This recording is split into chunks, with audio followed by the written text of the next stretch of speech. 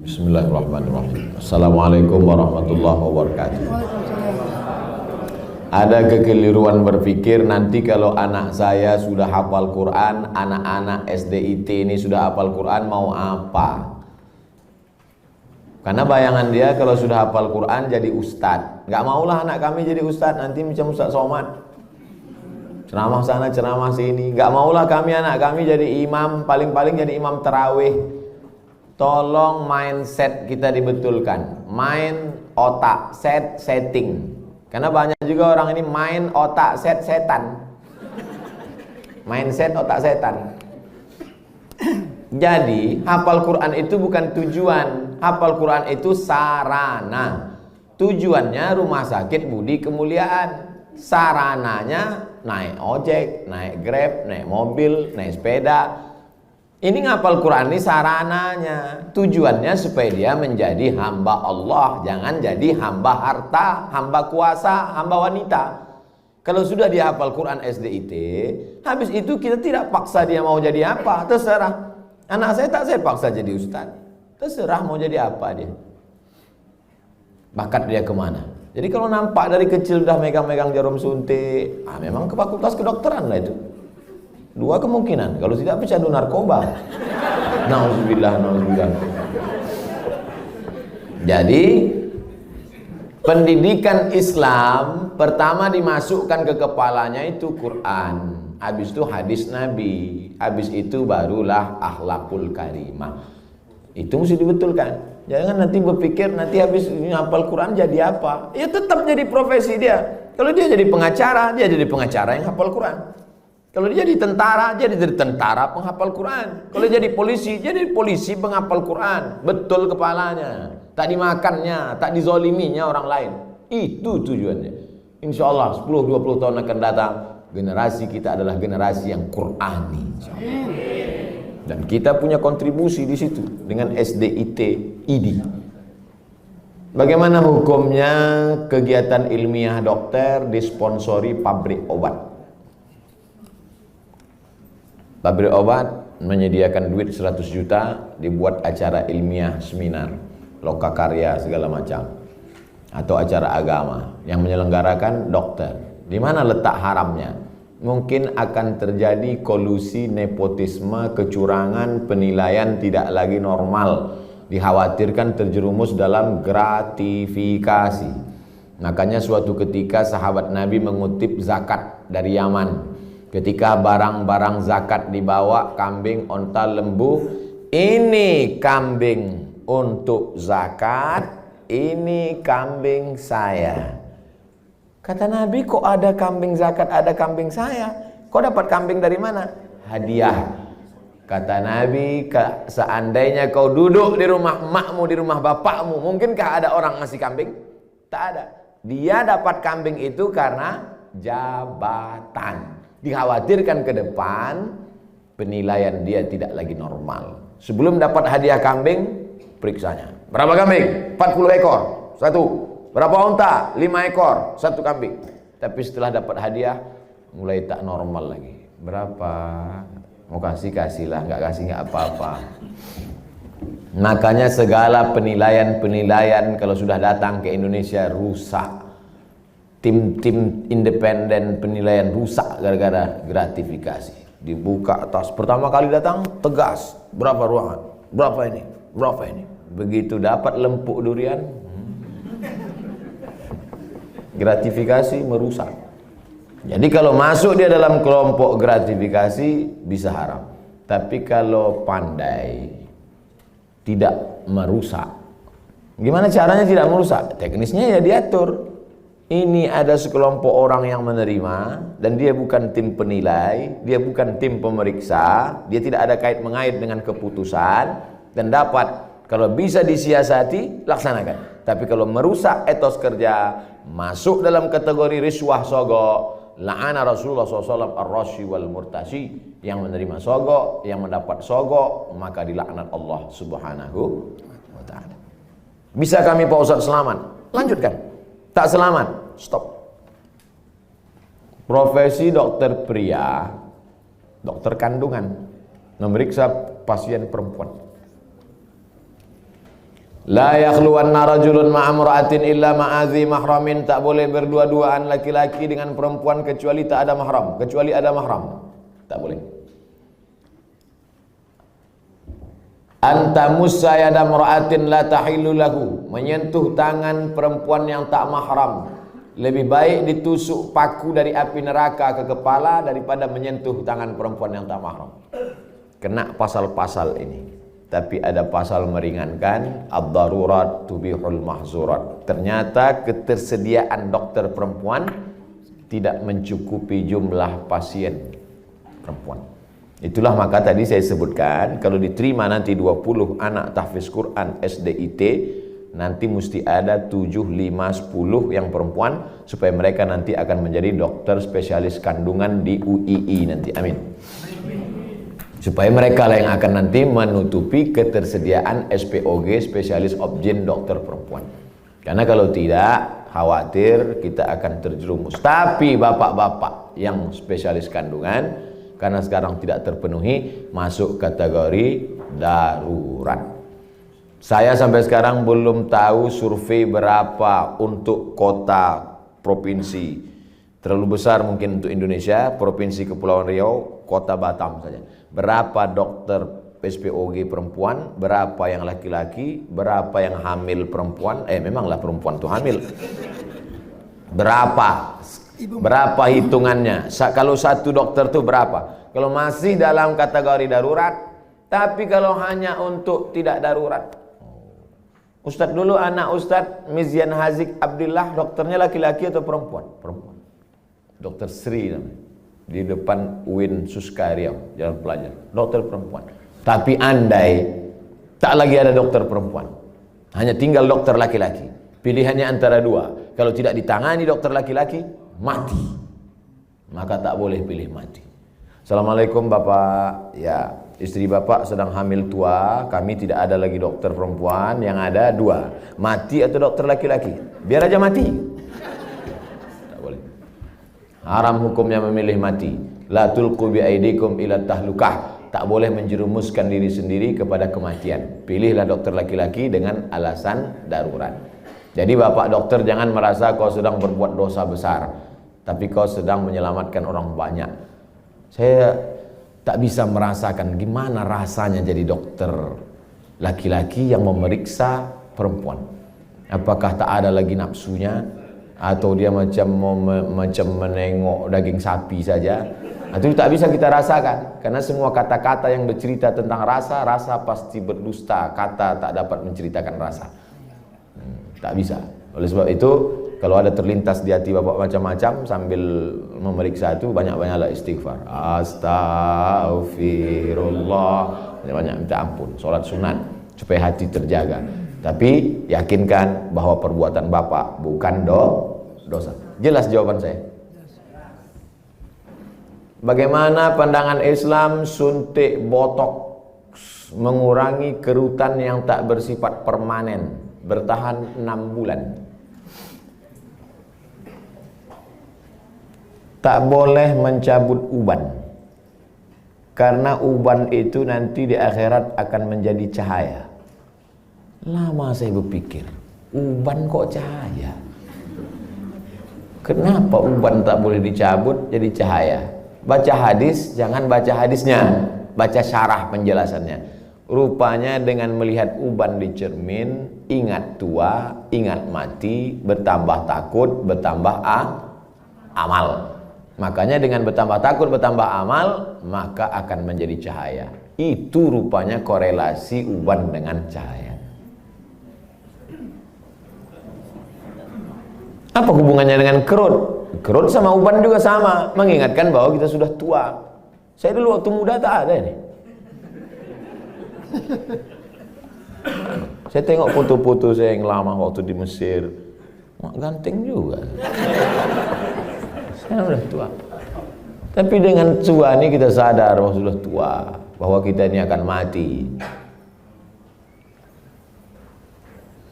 La'ana Rasulullah SAW al-wasimat. La'anallahu al-wasimat. Hadisnya riwayat Abdullah bin Mas'ud.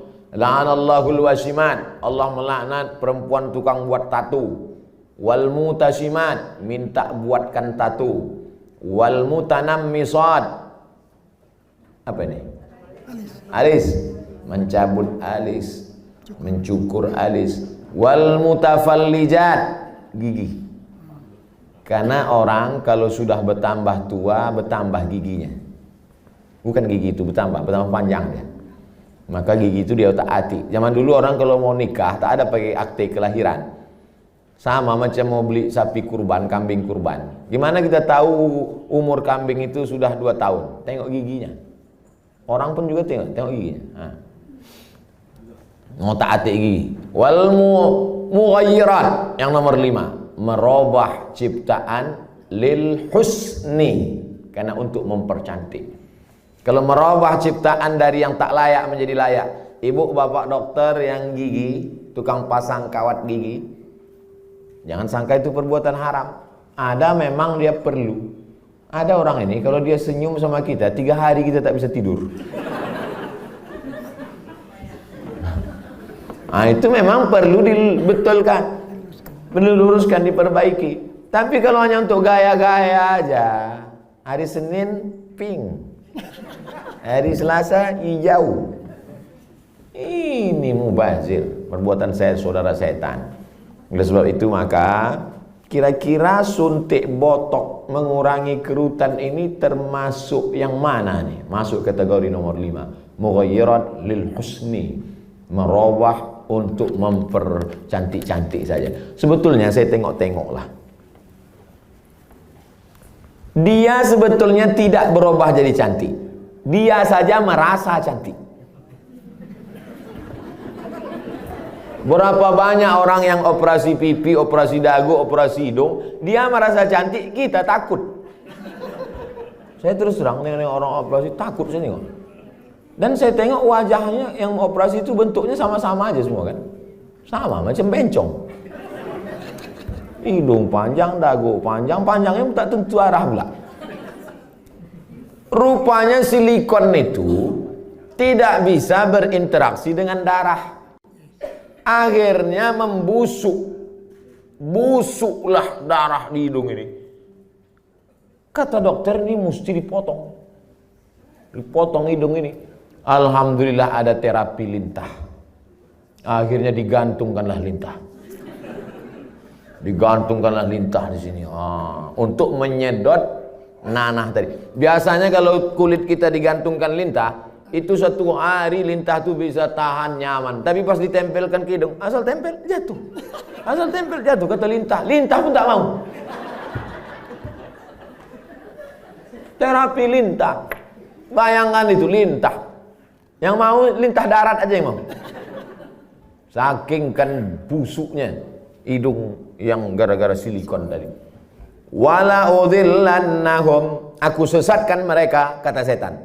Setelah sesat, wala umanniyannahum, aku buat mereka berhalusinasi, berimajinasi. Apa kata setan? Kau cantik, kau cantik, kau cantik, kau cantik, kau cantik, kau cantik, kau cantik.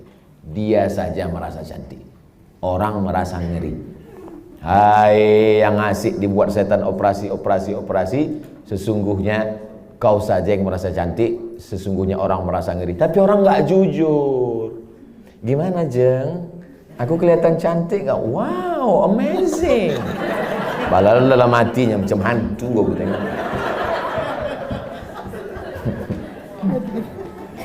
Baru dijawab, udah datang pertanyaan. Suntik filler untuk memancungkan hidung dan melancipkan dagu yang bersifat tak permanen 6 bulan.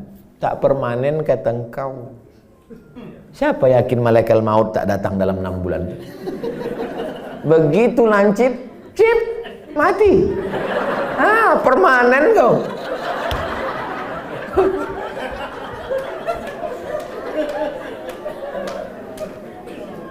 Kau cantik bukan karena dagu kau lancip.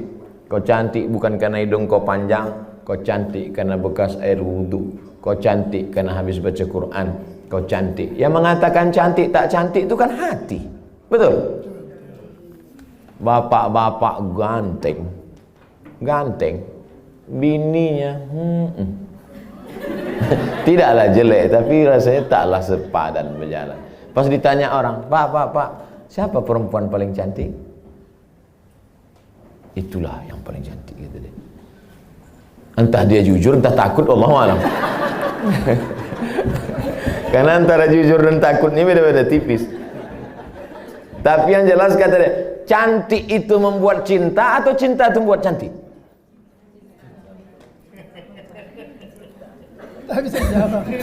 Gara-gara cinta itulah orang menjadi cantik. Karena kalau cantik itu relatif. Gara-gara cinta itulah orang menjadi cantik. Dan cinta itu letaknya di hati. Kalau sudah ibu sentuh hati bapak itu, tak perlu dagu ibu lancip. Macam dagu kambing pun cantik ibu tengok. Kalau dipeturutkan ini, oh makin tua makin berkerut, tambah lagi. Makin tua makin turun. Dia bertahan paling cuma 2 bulan, 6 bulan tahan. Habis itu hidung turun, dagu turun. Tinggal mencari sapu lidi aja lagi. Nenek sihir.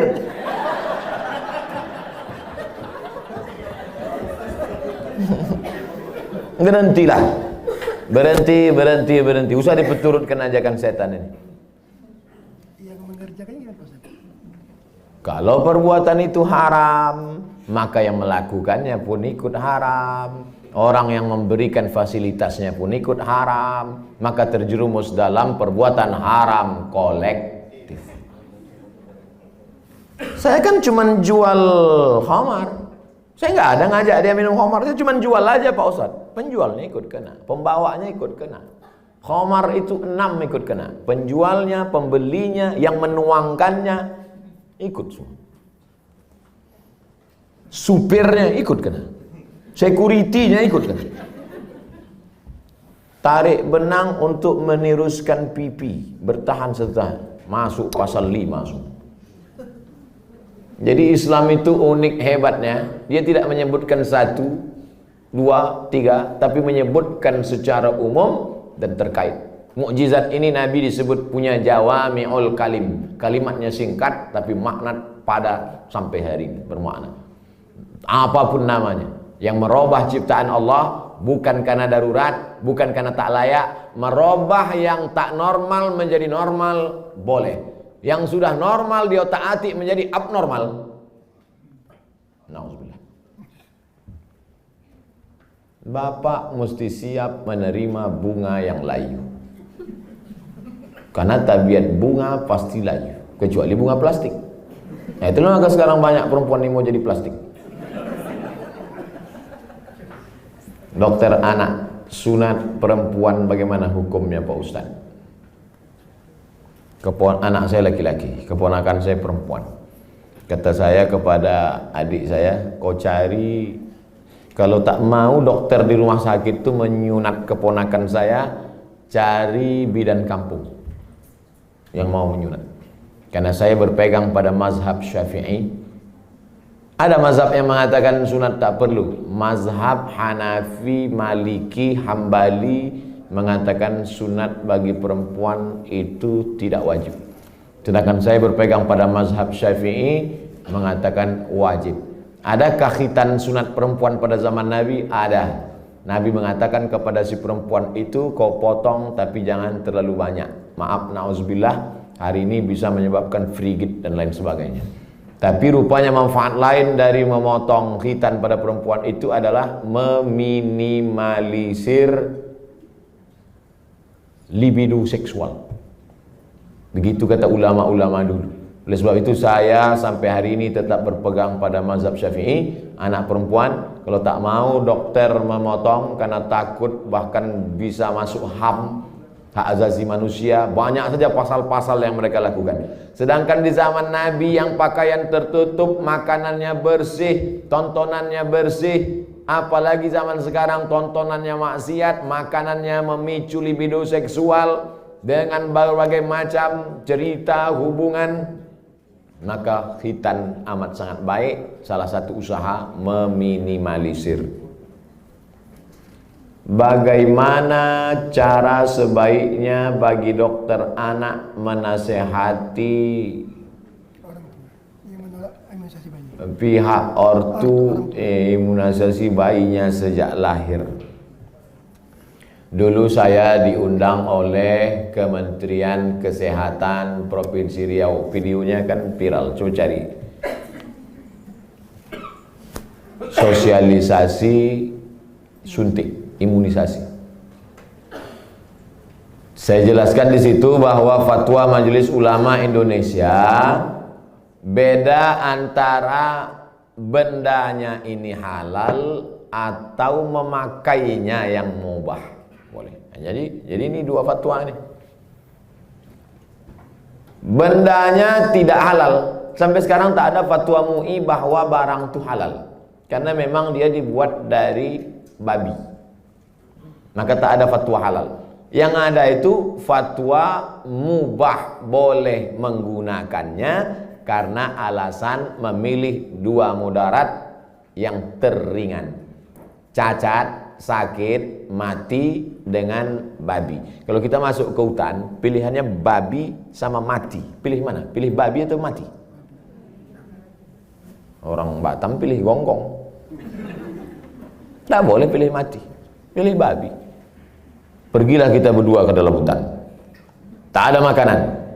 Ustaz, pilihannya dua nih Ustaz. Kita mati atau makan babi? Ayo kita makan babi nih. Hanya untuk menyambung hidup, sementara dapat pisang.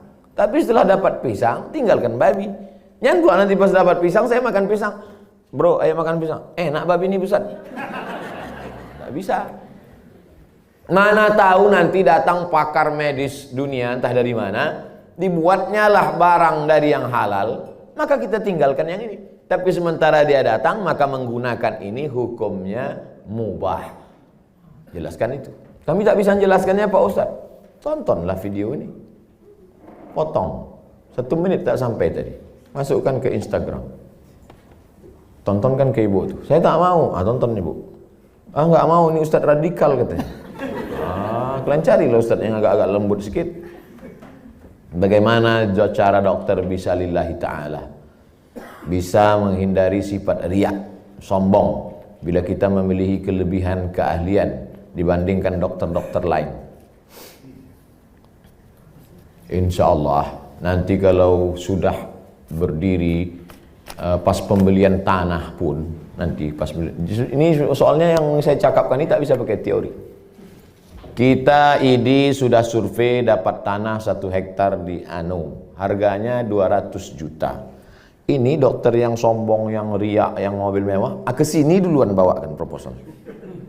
Assalamualaikum Pak Dokter. Pak Dokter kan pasiennya banyak. Oh iya kata dia. Saya yang paling hebat di Batam ini kata dia. Rumah Pak Dokter kan paling bagus. Oh iya kata dia. Rumah saya yang paling mahal. Ini tanah ini 200. Aduh semua utang kata dia. Jadi kalau mau menghilangkan kesombongan, keangkuhan, ini pas praktek. Makanya nanti pas hari ulang tahun ID, peringatan hari besar ID, jalan-jalannya itu ke danau, ke bukit, ke mall, oke sudah itu udah. Jalan-jalan ke panti asuhan. Jalan-jalan. Tapi kalau kita sudah punya sendiri, maka tiap hari pertemuan dibawakan, tiap bulan datang, di grup ada terus. Belum bayar, ini anak 4. Maka insya Allah itu menghilangkan keangkuhan, kesombongan, keegoan, segala macam. Kita hanya berusaha. Ceramah ini ada baiknya. Tapi tiap hari ceramah, tak masuk ke kepala. Ada tingkat jemu, ada tingkat bosan. Ada orang bosan pada ceramah. Orang kalau terus muncul bosan. Desainer, koreografer, tukang desainer pakaian itu, yang laki-laki, itu muncul kebosanannya pada perempuan. Kan banyak yang melambai kan? Kalau ada orang bosan pada perempuan gara-gara sering menengok perempuan, itu desainer sama koreografer. Yang lebih mengerikan adalah bosan mendengar ceramah. Apalagi sampai tobat sama ustaz. Aku kalau sama ustaz ini tobat aku. Nah, itu na'udzubillah. Jadi makanya saya ingin mengatakan bervariasi. Ceramah oke, sebulan sekali, seminggu sekali. Tapi harus ada amal yang tidak teori tapi langsung praktek. Nah, maka saya selalu sama. Di mana-mana saya ceramah tak keluar dari 3. Islahut tarbiyah, perbaikan pendidikan. Islahul iktisad, perbaikan ekonomi. Islahus siasah, perbaikan politik. Perbaikan politik, pilih anggota dewan yang peduli pada syariat Islam. Perbaikan ekonomi, belanjalah ke warung tetangga, bangkitkan ekonomi umat. Perbaikan pendidikan, masukkan anak-anak ke pondok pesantren. Yang punya duit banyak, beli tanah, dirikan sekolah. Karena sekolah yang ada sekarang belum mampu untuk menampung anak-anak kita. Apalagi anak-anak yang tak mampu. Daftar ulang 17 juta. Anak siapa yang bisa? Tak tertampung. Yang sekarang tidak mendapat pendidikan layak itu 10 tahun lagi 3 tahun SMP, 3 tahun SMA, 4 tahun S1. Yang sekarang SMP cabut, mabuk, sakau, lem kambing, itu yang akan jadi anggota dewan tahun 2040. Satu-satunya jalan memperbaiki umat lewat pendidikan. Dan ID tidak hanya menyehatkan badannya, tapi juga menyehatkan generasi ke depan, insyaallah. Amin. Udah aku sampaikan ya Allah. Kalau tak percaya juga ID nintahlah.